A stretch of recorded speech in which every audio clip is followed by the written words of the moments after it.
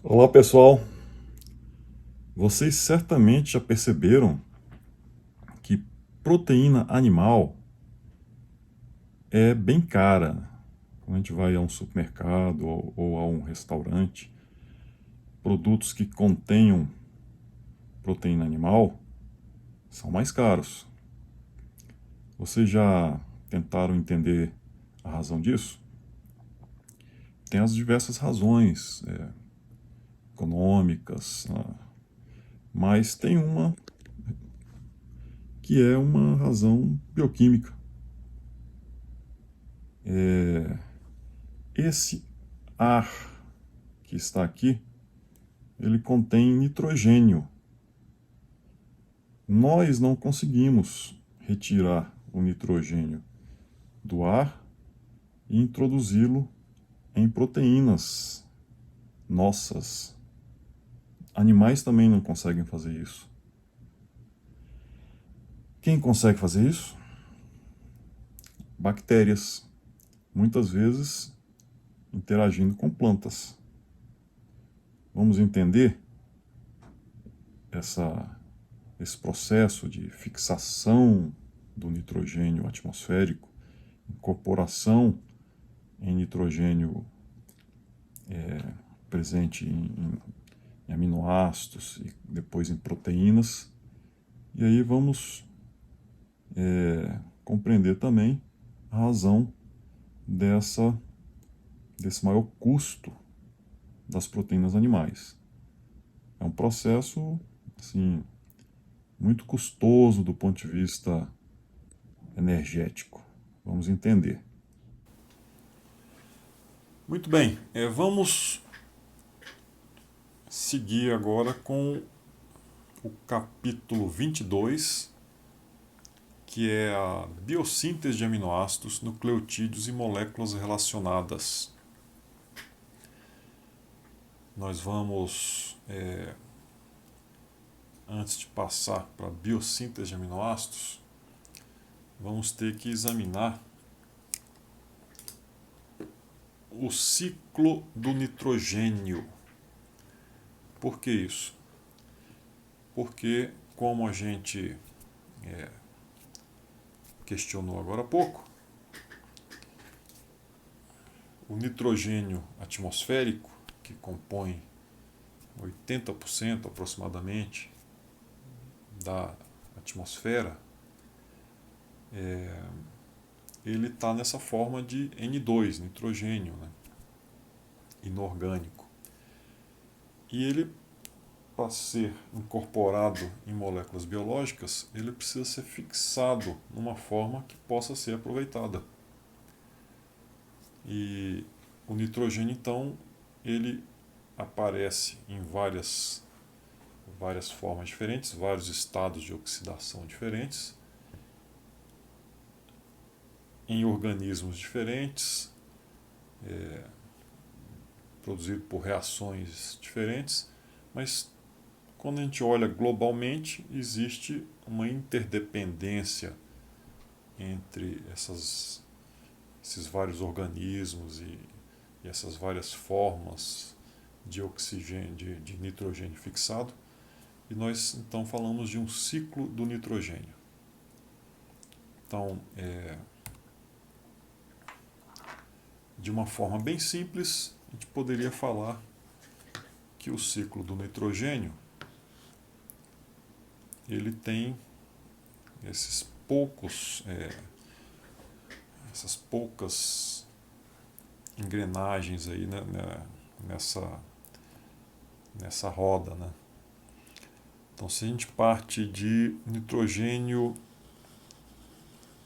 gasoso no ar, ele vai aparecer numa forma fixada, né, ou mais de uma forma fixada, obviamente, que vão fazer partes de moléculas nitrogenadas de organismos vivos, que quando excretam esse nitrogênio de alguma forma, ou quando eles morrem e são decompostos, né, ocorre a volta do nitrogênio para o ar, na forma de N2. Então essa é uma forma simples de explicar o ciclo do nitrogênio. Ele pode ser apresentado numa forma muito mais completa, né?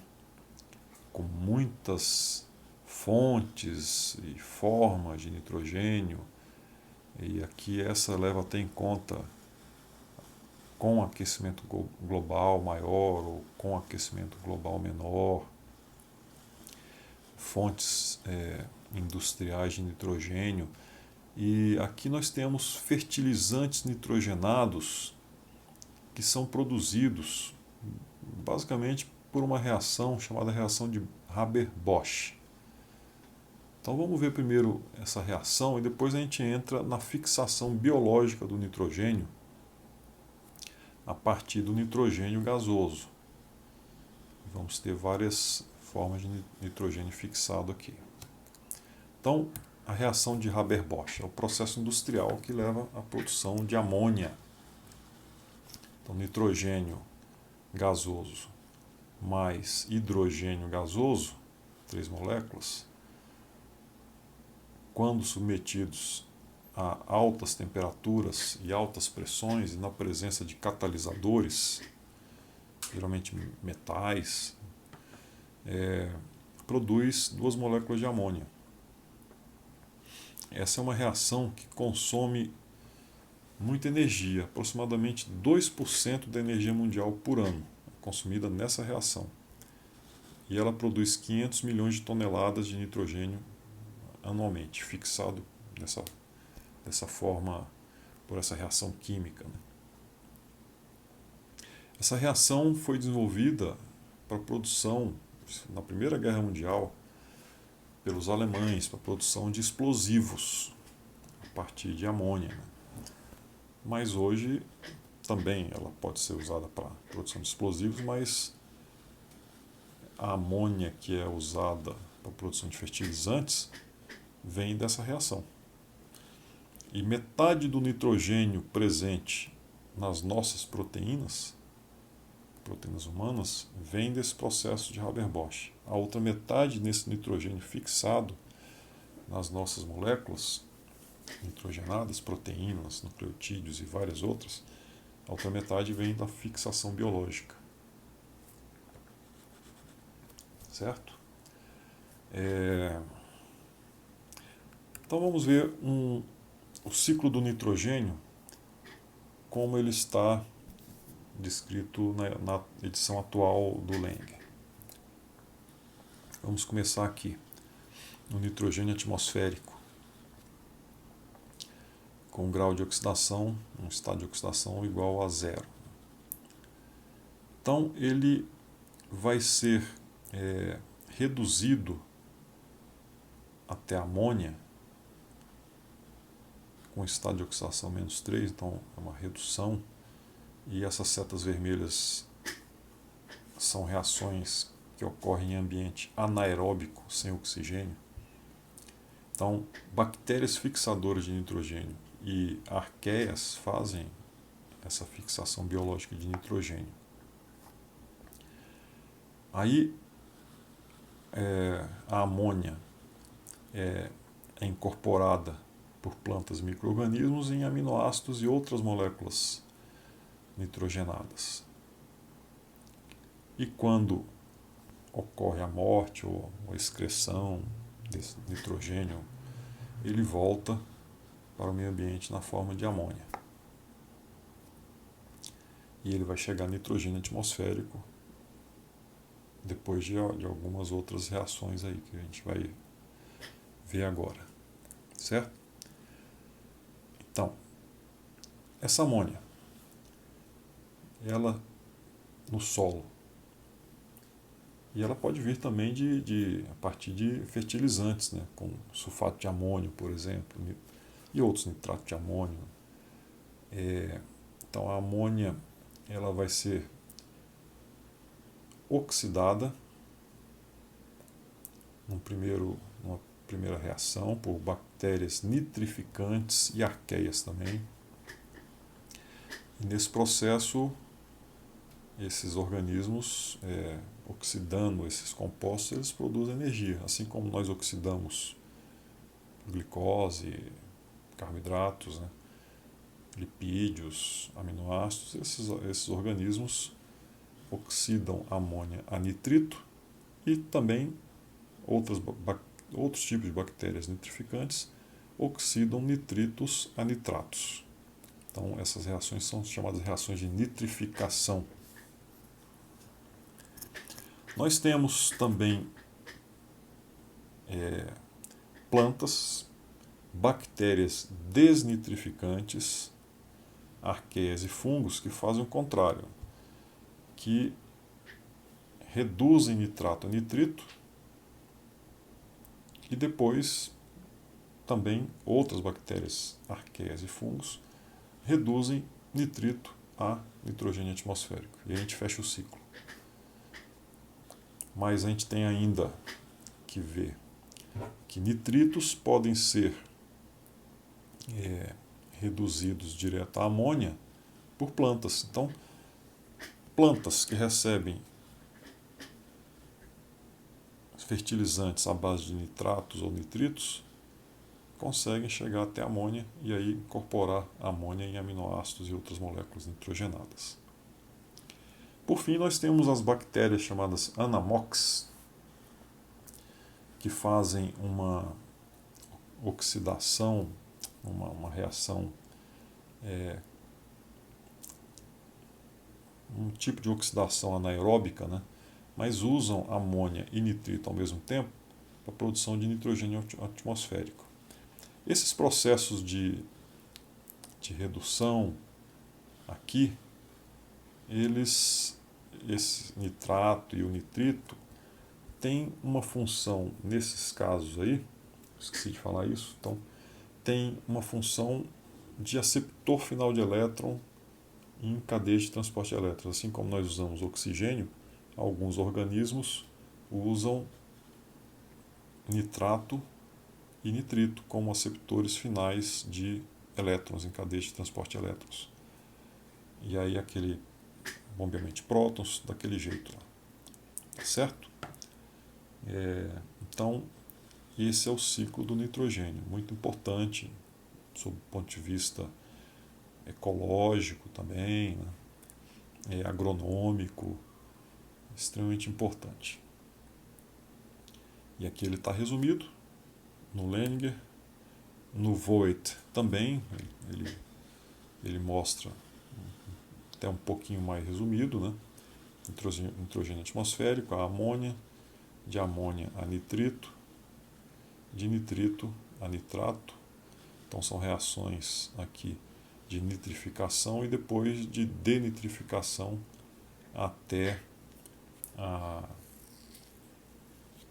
nitrogênio atmosférico. E aqui algumas enzimas que são importantes, a nitrato redutase e a nitrito redutase, que fazem essa redução de nitrato e nitrito à amônia, já que nitrato e nitrito são muito abundantes em solo, né, são usados como fertilizantes, mas existem enzimas em bactérias e nitrito redutase em plantas que fazem esse processo de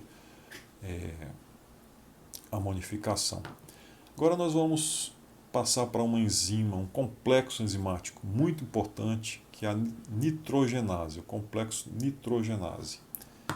Ele é extremamente importante porque é através desse complexo que essas bactérias fixadoras de nitrogênio fazem a fixação biológica do nitrogênio.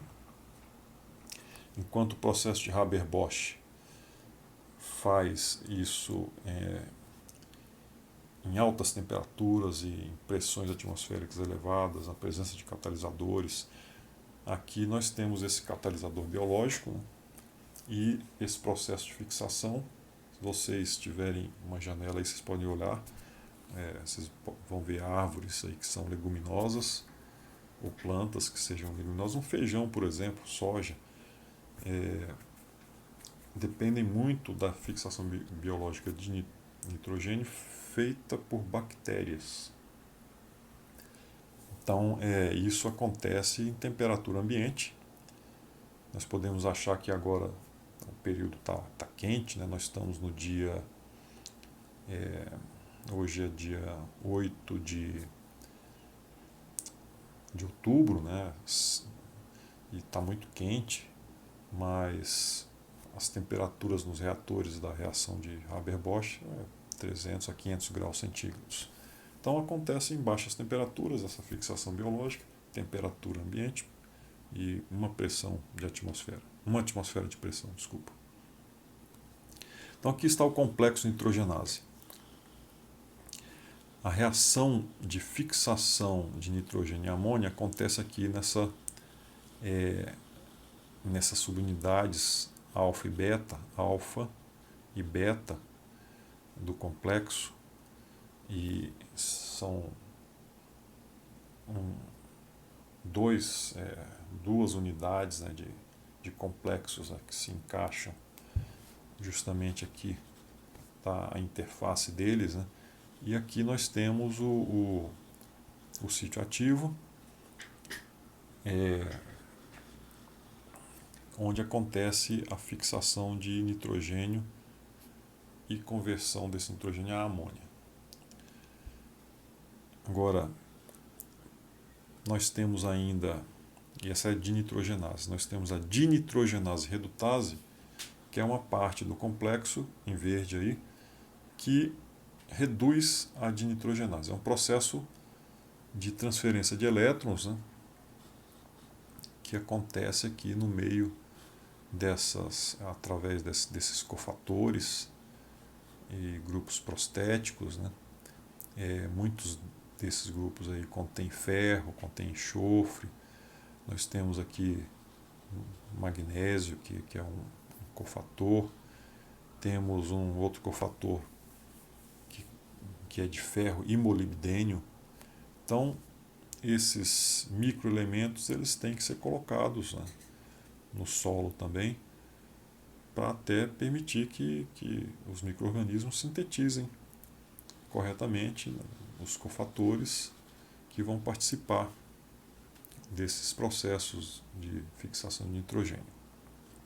Então aqui molibdênio, o pessoal de agronomia, né, muitas vezes chega numa fazenda e faz uma análise de solo e tal, e aí receita para o fazendeiro molibdênio, magnésio, cobalto, manganês, vários desses cofatores, desses elementos, né, que vão fazer parte de cofatores.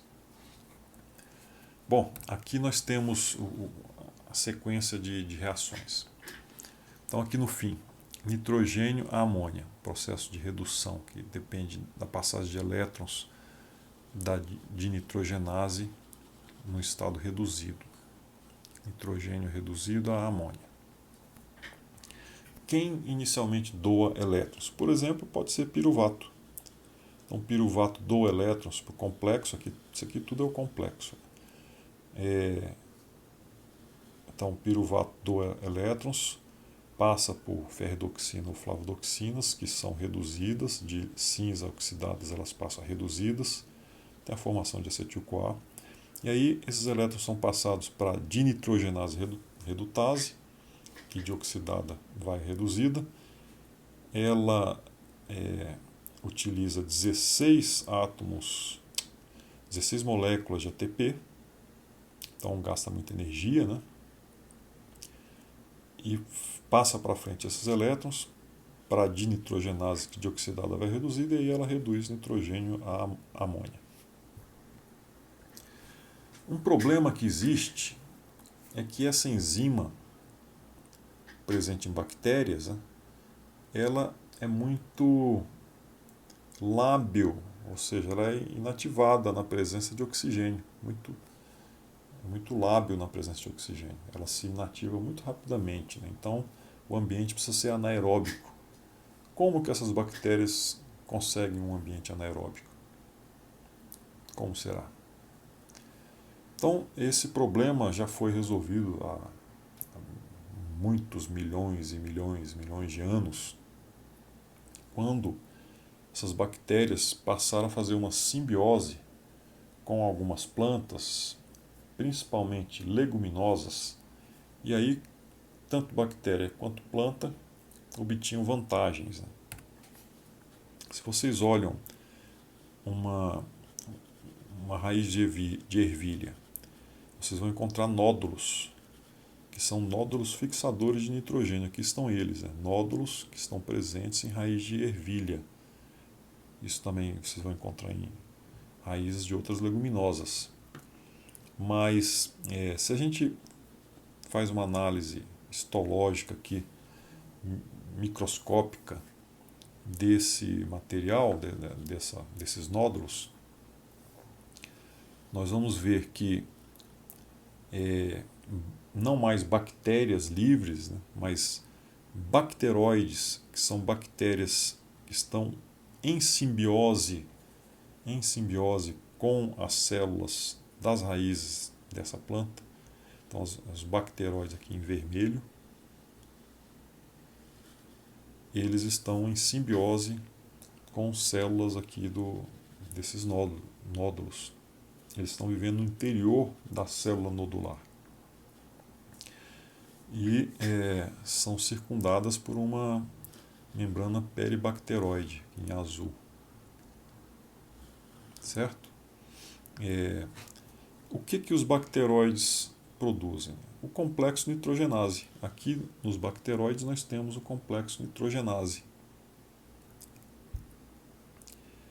que vai fixar nitrogênio e fornecer para a planta amônia.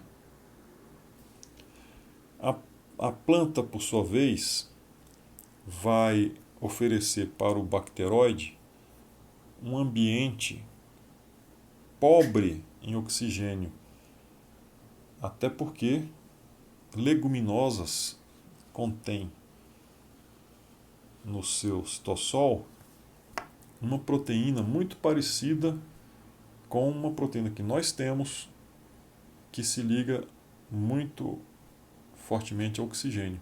Que proteína é essa? Hemoglobina.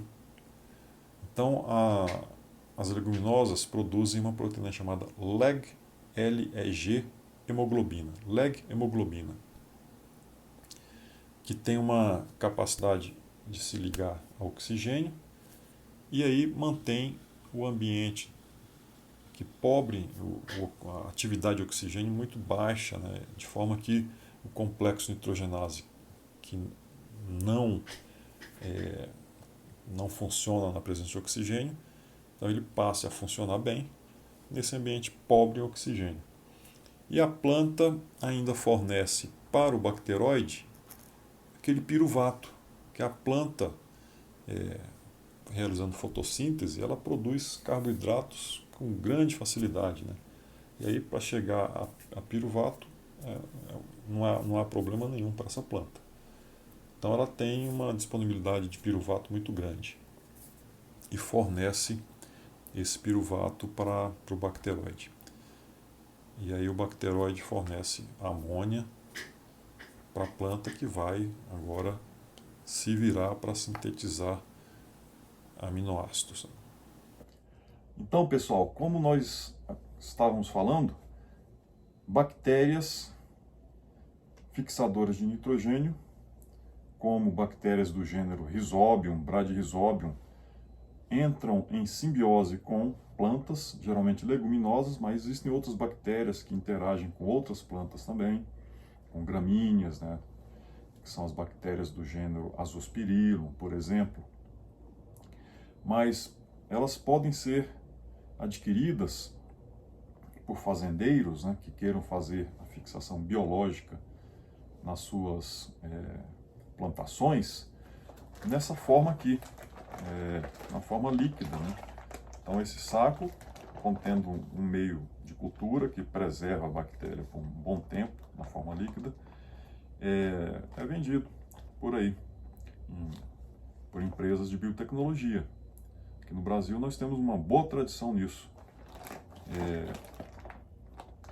E elas são aspergidas na lavoura, entram em contato com as plantas e promove a fixação biológica de nitrogênio de uma forma muito eficiente, como vocês viram. Então vamos ver como que a planta faz isso, como é que ela chega a aminoácido a partir de amônia. Ela faz isso através de uma enzima que nós já vimos, nós temos essa enzima, mas nós usamos para outra função, né? Que é a glutamina sintetase. Vocês lembram quando a gente precisa de transportar a amônia tóxica de tecidos extrahepáticos para o fígado? A gente sintetiza a glutamina através de uma reação catalisada pela glutamina sintetase. E aqui também, glutamato mais amônia mais ATP, catalisada pela glutamina sintetase, que é essa enzima aí. É uma enzima multimérica também, né? Assim como o complexo nitrogenase, é um oligômero. E aí nós temos as plantas, né, que conseguem chegar até a sua glutamina. E aí, da glutamina, esse nitrogênio vai para um monte de moléculas diferentes. Aminoácidos, nucleotídeos e outras moléculas nitrogenadas presentes nas plantas, e a gente se alimenta de plantas, né? Alguns animais são herbívoros, a gente se alimenta desses animais, e aí a gente consegue esse nitrogênio fixado, né, já na forma de aminoácido, mas nós sintetizamos também os nossos, como nós vamos ver. Alguns aminoácidos, não todos.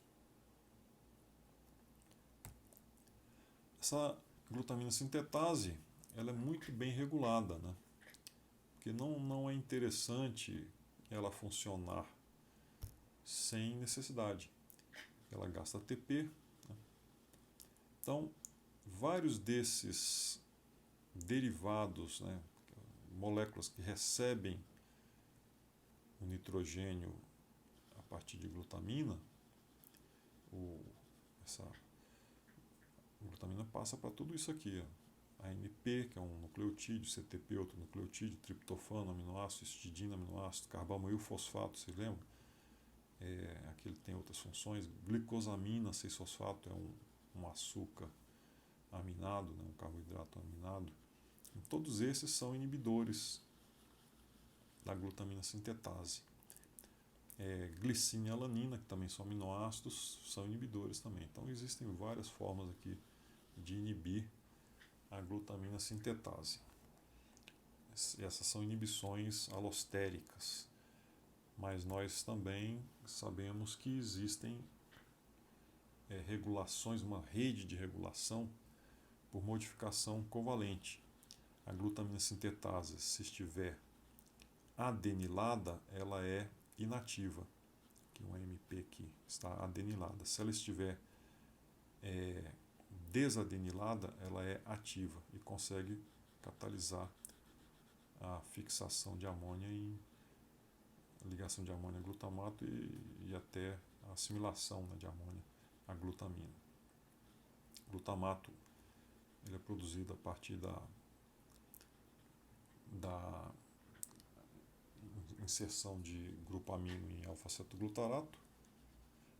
E aí nós temos uma série de reações que levam, se nós temos alfa-cetoglutarato e ATP, eles são ativadores de um processo que, no final das contas, leva à ativação de glutamina. Ou seja, nós temos substrato, que é o alfa-cetoglutarato que vai dar glutamato, temos ATP, energia suficiente, isso aí é a planta, né? E aí ela vai chegar até por uma cascata de reações, de modificações covalentes, interações de proteínas diferentes, vai chegar até a ativação da glutamina sintetase. Quando já existe muita glutamina, acontece a inibição desse processo, então a glutamina sintetase para de funcionar, para não sintetizar mais glutamina. E se não houver ATP e alfa-cetoglutarato, nós teremos a desativação, a adenilação e inativação da glutamina sintetase. Então, é tudo muito bem arquitetado para que as coisas funcionem com o máximo de economia, né? Esse é um exemplo interessante duas formas de regular a glutamina sintetase: modificação covalente e inibição alostérica. Bom, agora que o sistema já tem o nitrogênio fixado, né, já está lá na glutamina, pode passar para vários compostos daqui para frente, nós temos que entender como que a gente sintetiza os esqueletos carbônicos que vão produzir os aminoácidos. Então, esses esqueletos, eles vêm desses compostos que estão coloridos. Então, com esses 7 compostos diferentes, nós chegamos até os 20 aminoácidos. Nós não, mas o sistema biológico, né? Nós conseguimos produzir alguns, outros não. A gente vai entender isso já já. Então, eritrose 4-fosfato, ribose 5-fosfato, que são derivados, são intermediários lá da via das pentoses fosfato, dão origem a carbonos, a esqueletos carbônicos, histidina, triptofano, fenilalanina e tirosina.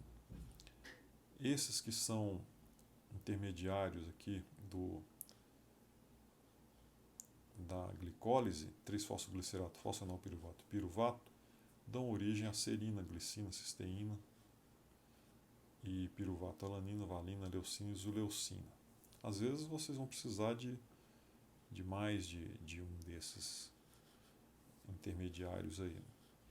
Oxalacetato e alfa-cetoglutarato, que fazem parte do ciclo do ácido cítrico, vão produzir glutamato, aspartato, de um lado e de outro, asparagina, metionina, treonina, lisina, glutamina, prolina e arginina. Tem que decorar isso? Não. Não temos que decorar nada disso. Temos que só saber de onde vêm esses carbonos, né, esses esqueletos carbônicos, já que o problema do grupo amino já vimos como é resolvido. E aí, dependendo do organismo, esse organismo vai conseguir sintetizar alguns aminoácidos e outros não. Vamos pegar o exemplo do ser humano. Nós conseguimos sintetizar alguns desses aminoácidos, outros não. Os que nós conseguimos sintetizar são chamados aminoácidos essenciais. São esses que estão com essa letrinha A: metionina, treonina, lisina, leucina, valina, isoleucina, triptofano, fenilalanina, histidina.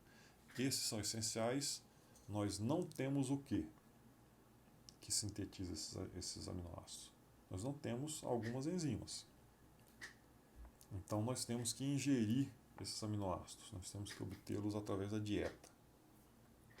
Os que são não essenciais, nós temos como sintetizá-los: glutamato, glutamina, prolina, arginina, serina, glicina, cisteína, aspartato, asparagina, alanina. Certo? São os não essenciais, nós conseguimos sintetizá-los. E esse aqui, B, tirosina, que é derivada de fenilalanina. Fenilalanina é essencial, a gente ingere fenilalanina, a gente consegue chegar a tirosina. Então, nós vamos ver agora algumas reações. Por exemplo, biossíntese de prolina e arginina a partir de glutamato em bactérias. Nós não precisamos ir a fundo nessas vias de biossíntese desses esqueletos carbônicos, ou dos aminoácidos todos, né? Não apenas dos esqueletos carbônicos. A gente parte aqui de glutamato, vamos chegar a prolina, vamos chegar a arginina. A arginina você já sabe como é que é sintetizada aqui pelo ciclo da ureia. Então essa parte em cinza é o ciclo da ureia, está lá a arginina, vocês lembram? Então glutamato aqui, glutamato entrou aqui. Observem, né? Muito ATP é usado, NADPH ou NADH, dependendo do organismo. Então são reações que gastam muita energia, muito poder redutor. Aqui já seria a biossíntese da glicina, já é um pouco mais simples. Essa aqui seria biossíntese de cisteína a partir de serina em bactérias e plantas. Então, quem vai trabalhar com isso acaba aprendendo, né? Eu tenho alguns alunos que estão ficando muito bons nisso, porque nós temos uma linha de pesquisa em biossíntese de aminoácidos por bactérias.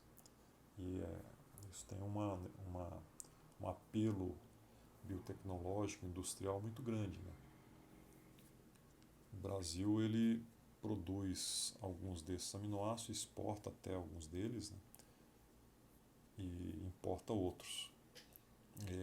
Mas geralmente são multinacionais. Nós estamos tentando desenvolver novas bactérias, descobrir, desenvolver novos processos, né, para biossíntese de aminoácidos.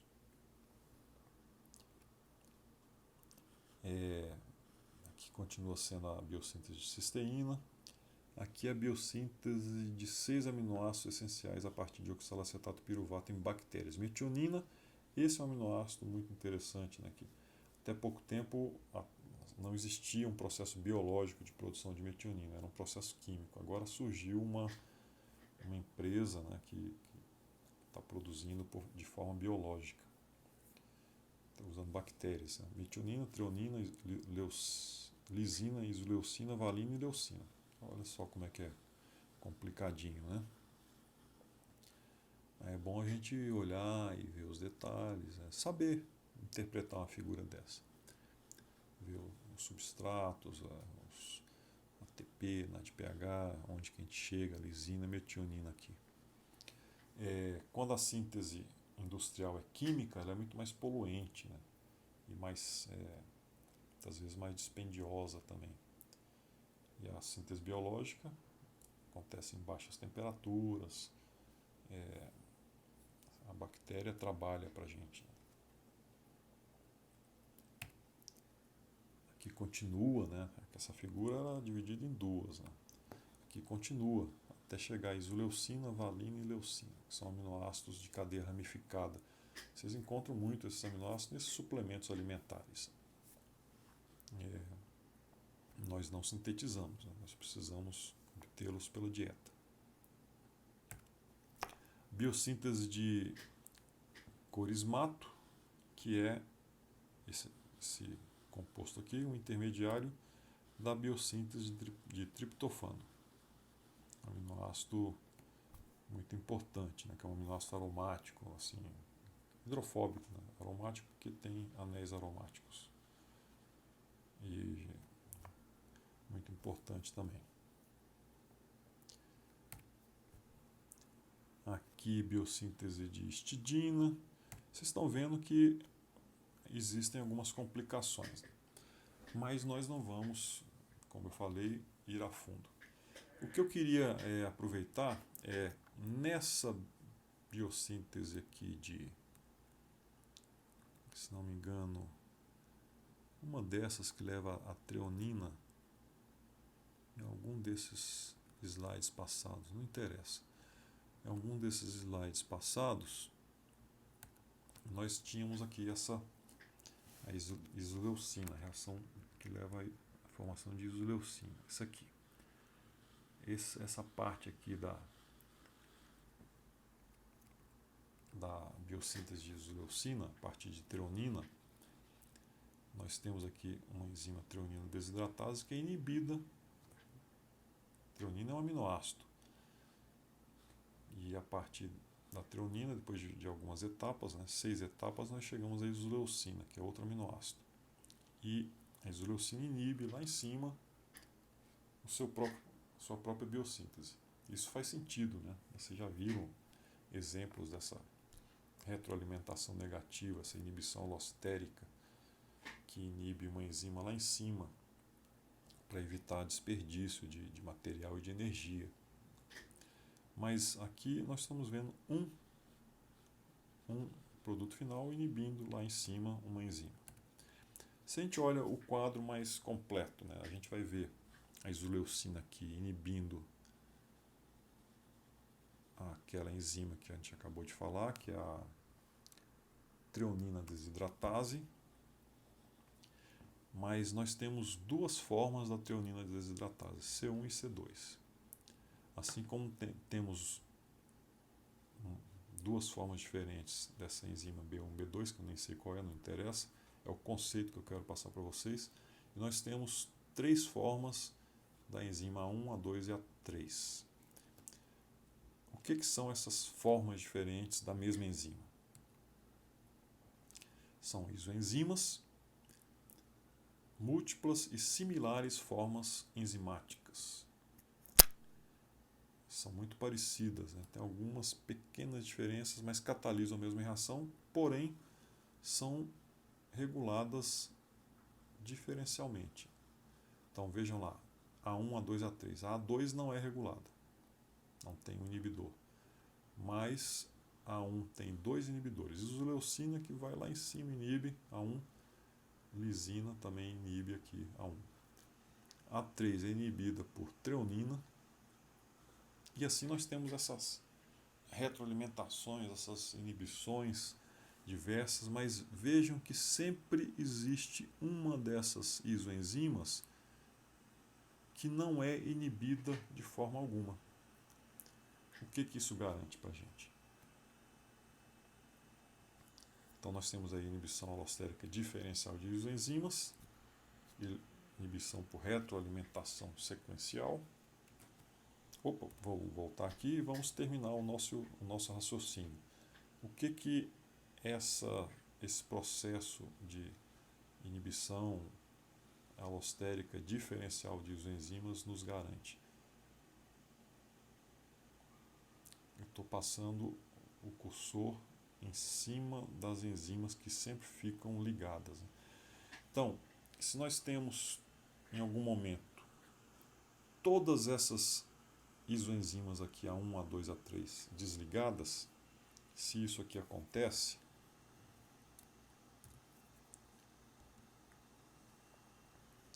o que vai haver aqui em consequência? Nós poderemos estar precisando de um desses aminoácidos, metionina, por exemplo, que é um aminoácido, lisina é outro, treonina, e não vamos ter como chegar a eles, né? Em algum momento pode ser que a gente precise só de lisina. Então a gente vai ter alguma inibição aqui, mas vamos sempre deixar um canal desse aqui aberto, certo? Sempre vai haver um canal desse funcionando. Então a inibição vai acontecer somente em algumas dessas isoenzimas, não em todas. Se a gente inibir tudo, tudo vai parar. Então é como se a gente regulasse finamente o fluxo de material através aí dessa via metabólica, de forma que os vários produtos finais, né, que são isoleucina, é um aminoácido, treonina é outro, metionina mais outro, lisina é outro aminoácido. Então, em qualquer momento, eles vão estar em concentrações ideais. Vai haver um refinamento na regulação desses aminoácidos. Nós temos agora, e vou passar rapidamente, exemplos de moléculas que são sintetizadas a partir de aminoácidos. A partir de glicina e de glutamato, nós chegamos o grupo M, né? Chegamos até o grupo M. E problemas com essas enzimas levam a doenças chamadas porfirias. O grupo M, vocês lembram, está presente em hemoglobina, mioglobina, e o oxigênio se liga ao ferro. Então, essas doenças porfirias, né, elas são doenças que podem ser controladas, basta você dar grupo M para esses pacientes. No passado, esses pacientes de porfiria, doentes de porfiria, há muitos séculos atrás, eles buscavam o grupo M bebendo sangue de animais, né? Mas aí surgiu lá na Romênia a lenda do vampiro. E além disso, os doentes de porfiria eles não a sensibilidade ao sol não é alta. Então eles têm problemas de pele se eles são expostos à luz solar. Então provavelmente saiu à noite para beber sangue, aí surgiu a lenda do vampiro. Creatina, né, e fosfocreatina. Fosfocreatina é usada aí para uma fonte rápida de energia para contração muscular. Nós sintetizamos creatina. Vocês encontram isso em suplementos alimentares, mas nós sintetizamos a partir de glicina, arginina e metionina. Metionina é essencial, nós temos que ingerir metionina. Arginina e glicina nós sintetizamos. Então, com uma boa alimentação, a gente tem creatina sem problema. Glutationa reduzida, que é um sistema de controle de oxidação em plantas. Auxina, que é um hormônio vegetal a partir de triptofano. Cinamato, que dá o gosto da canela, né, a partir de fenilalanina. Tem vários sabores desses em alimentos que são derivados de aminoácidos. A partir de tirosina, nós chegamos a dopamina, que é um neurotransmissor, noradrenalina e adrenalina. A partir de glutamato, chegamos a outro desses neurotransmissores, que é o GABA, histidina, a partir de histidina a gente tem histamina, que está envolvida em reações alérgicas, né? De triptofano nós chegamos a serotonina, são esses neurotransmissores todos derivados aí de aminoácidos, todos não, mas a maioria. E várias moléculas desse tipo, né? A gente tem vários exemplos, né? A partir de arginina, nós produzimos óxido nítrico, que é um sinalizador bioquímico gasoso, né? Então, muito interessante. E aí nós vamos parar por aqui e vamos continuar depois em biossíntese e degradação de nucleotídeos. Muito obrigado, até mais.